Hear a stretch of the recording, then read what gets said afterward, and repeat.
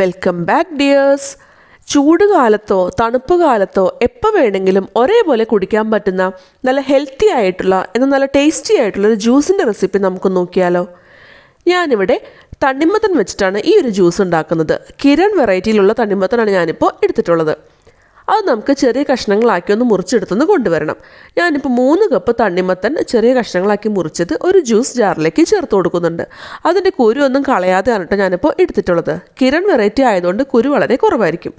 ഇതിലേക്ക് ഒരു ചെറിയ കഷ്ണം ഇഞ്ചി, ഒരു പച്ചമുളക്, മധുരത്തിന് ആവശ്യത്തിന് വേണ്ടിയിട്ട് 2 ടേബിൾ സ്പൂൺ പഞ്ചസാര ഇത്രയും ചേർത്ത് കൊടുക്കുന്നുണ്ട്.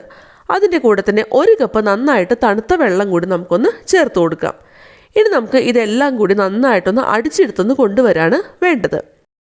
കുരു കൂടുതലുള്ള തണ്ണിമത്തൻ എടുക്കുന്നുണ്ടെങ്കിൽ കുറച്ച് കുരുവൊക്കെ ഒന്ന് കളഞ്ഞെടുക്കാനായിട്ട് പ്രത്യേകം ശ്രദ്ധിക്കണം കേട്ടോ. ഇപ്പോൾ നമ്മുടെ തണ്ണിമത്തനൊക്കെ നമ്മൾ നന്നായിട്ടൊന്ന് അടിച്ചെടുത്തൊന്ന് കൊണ്ടുവന്നിട്ടുണ്ട്. ഇനി നമുക്കൊന്ന് അരിച്ചെടുക്കുകയാണ് വേണ്ടത്. നമ്മൾ കുരു കളയാതെ അല്ലേ ഇത് അടിച്ചിട്ടുണ്ടായിരുന്നത്. അപ്പോൾ ഇതിൻ്റെ കുരുവും അതുപോലെ ഇഞ്ചി, പച്ചമുളക് ഇതിൻ്റെയൊക്കെ എന്തെങ്കിലും വേസ്റ്റൊക്കെ ഉണ്ടെന്നുണ്ടെങ്കിൽ അതൊന്ന് പോകാനായിട്ട് നമുക്ക് നന്നായിട്ടൊന്ന് അരിച്ചെടുത്തൊന്ന് കൊണ്ടുവരാം. അരിച്ചെടുത്ത ജ്യൂസിലേക്ക് നമുക്കിനി കുറച്ച് സബ്ജ സീഡ്സ് കുറച്ച് വെള്ളത്തിലൊന്ന് കുതിർത്തെടുത്തതിന് ശേഷം അതുകൂടി ഇതിലേക്കൊന്ന് ചേർത്ത് കൊടുക്കാം. അത് നമുക്ക് എത്രത്തോളം ആവശ്യമുണ്ടോ അതനുസരിച്ചിട്ട് ചേർത്ത് കൊടുക്കാം. ഇനി ഇതിലേക്ക് നമുക്ക് 1/2 ടീസ്പൂൺ ചാട്ട് മസാല കൂടി ചേർത്ത് കൊടുക്കാം. ഈ ചാട്ട് മസാല ചേർക്കുകയാണെന്നുണ്ടെങ്കിൽ ഈ ജ്യൂസിന് നല്ലൊരു ടേസ്റ്റും അതുപോലെ നല്ലൊരു ഫ്ലേവറും ആയിരിക്കും ഉണ്ടാവുക. ഇനി നമുക്ക് ഇതെല്ലാം കൂടിയിട്ട് നന്നായിട്ടൊന്ന് മിക്സ് ചെയ്തെടുക്കുകയാണ് വേണ്ടത്.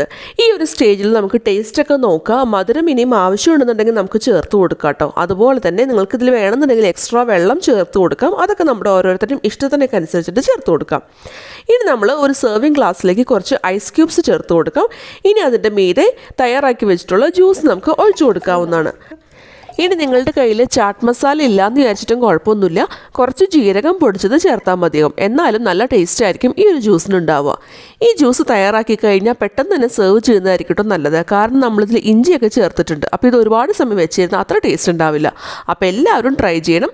വീണ്ടും വേറൊരു റെസിപ്പിയായിട്ട് അടുത്ത വീഡിയോയിൽ കാണാം.